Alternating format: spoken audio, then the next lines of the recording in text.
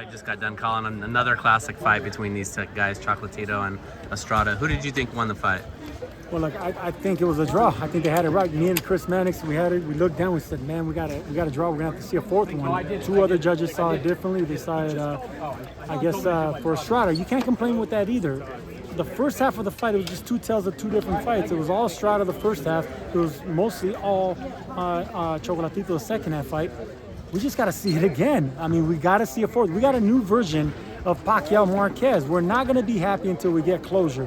And when fighters fight enough times, you're bound to get closure. Familiarity brings violence, and we're about to see it again. I know that there was a lot of people, who were watching the fight on television, on DAZN, who seemed to be saying that they thought Estrada had won the fight, not convincingly, but had won the fight.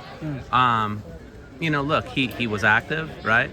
He landed and he got out of trouble and came back punching. He clearly won those 2 rounds that Chocolatito gave up. Was there enough for him to proclaim, I'm done with this. I have won convincingly. I'm moving on to bigger and better things. Who, Chocolatito or Estrada? I'm talking about Estrada. Well, look, I'm not a professional judge, but one professional judge had it a draw. That's how I had it. That's how Chris Mannix had it. How did you have it? Yeah, I had a 115-113 Estrada. For Estrada. So, yeah, I mean, that can go close. either way. Yeah. It was a close fight.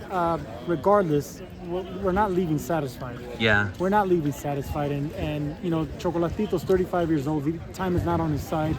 If they are going to do it again, do it next. No in-between fight. Maybe a little time off, but then come back and do it again. The fans loved it. The crowds here loved it. It was another close, entertaining fight. Bring on the fourth. What impressed you the most about Chocolatito tonight? The fact that he had the reserves in the second half of the fight, because fighters, as we all know, get old overnight. In the first half of the fight, Chocolatito looked like he didn't have that passion. He didn't have that relentlessness that we always are accustomed to seeing with him. But we saw it in the second half. Usually, for an aging fighter, it's vice versa. They start off strong and then they end badly. It was backwards for him. So he still has fight left. Just a close fight. They need to do it again.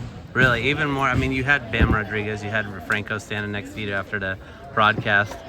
None of those fights excite you as much as the idea of a fourth fight. No, you know what it is, and Chocolatito said it in his post-fight interview. Show him the money. I mean, this legend deserves the money. If he goes and fights one of these younger champions, he's not going to get the 7-figure payday he needs or deserves. So the only money fight for him is that man he just fought right now. So let's do it again. Yeah.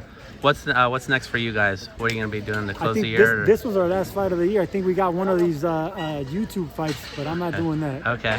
And then you've got to be excited, now that we know that it looks like Ryan Garcia and Gervonta Davis are going to be fighting each other. Yeah, with each of them taking a stay busy fight. How excited are you about that, and what's your immediate thoughts on who's going to win that fight and why? We know this is boxing and anything can change. Talk is talk. Not until they're actually in the ring or at least sign contracts am I going to get excited for the fight. But the fact that they're considering... come on, Sergio. No, because it's boxing. I mean, we didn't get to see Tyson Fury and Joshua when it should have happened because politics. This might happen again here too. But look, I think they're both going to take stay busy fights. It makes sense for Ryan Garcia to fight a southpaw. Someone that's under Golden Boy stable. I think Mercito Gesta makes a perfect choice for him there.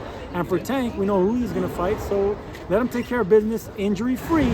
And please, boxing, do the right thing. Hopefully the promoters and the networks all get together to make this fight happen. Speaking of that last thing, we know after the fight, I know you were preparing for the broadcast, so I don't know if you saw Tyson Fury fight today. I didn't. Earlier today. But in the ring afterward, Usyk came up and they, had some exchanges. Do you think we can get to that fight next? I mean, that would be something for all 4 belts. Yeah, you know what? How big would that be for the sport? I think Tyson Fury is like the type of fighter that makes his own decisions. He's his own boss. And he would love legacy like that. He loves legacy. I think money comes second to legacy when it comes to Tyson Fury. And I believe he beats Usyk. I mean, he's just too big, too athletic. He fights like a light heavyweight instead of a 6'8", 6'9" heavyweight champion. That'll be too much for Usyk, no matter how brilliant Usyk is as a heavyweight.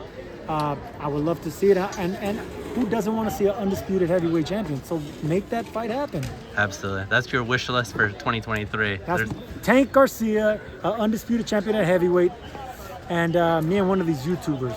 You hear me, Jake Paul? There you go. Thanks, Sergio. I appreciate you.